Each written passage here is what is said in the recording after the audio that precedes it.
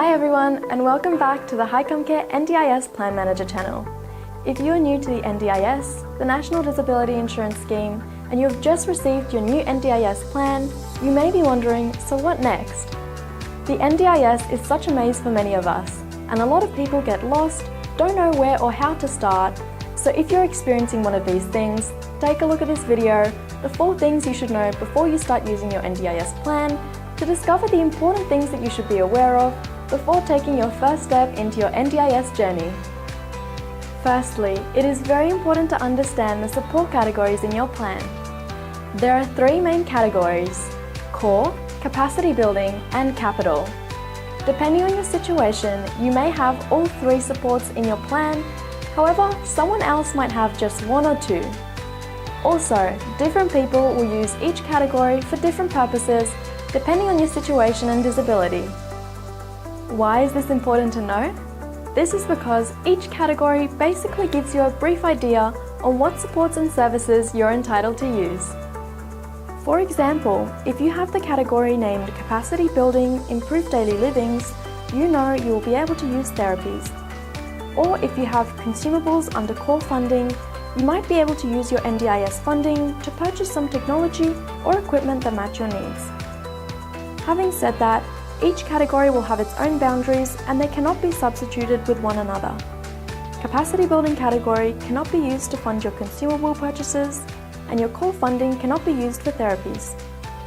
You might now question, so what services are available to me under my categories? Unfortunately, there is no exact answer that we can give you in this video because again, the answer will vary from situation to situation.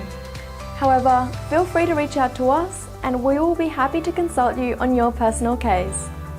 Generally, core funding is a support that helps a participant complete daily living activities.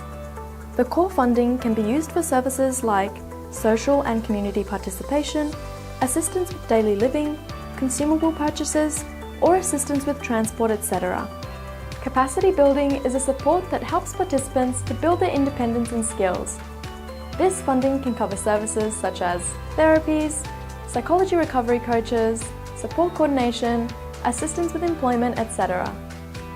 Capital is a support for investment, such as assistive technology, equipment, home or vehicle modification, or funding for capital costs such as to pay for specialist disability accommodation.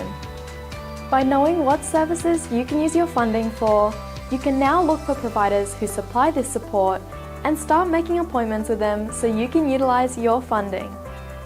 Where to look for providers is another challenge for many people. You would be lucky if you have a support coordinator or a local area coordinator who's willing to help navigate the plan for you and help find the service providers. But what if your plan doesn't have the funding for support coordination? You may now struggle not knowing what to do.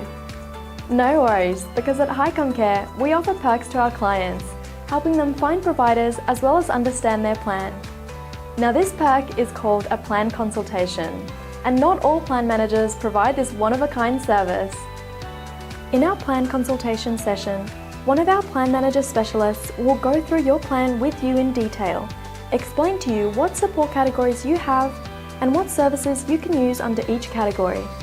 If you need help finding providers for those services, we will look around your area, provide you a list of 4 to 5 providers, and you can call them to make an appointment. This sounds handy, doesn't it? Lastly, when first receiving your NDIS plan, it is crucial to determine whether your funding will be enough to cover your needs.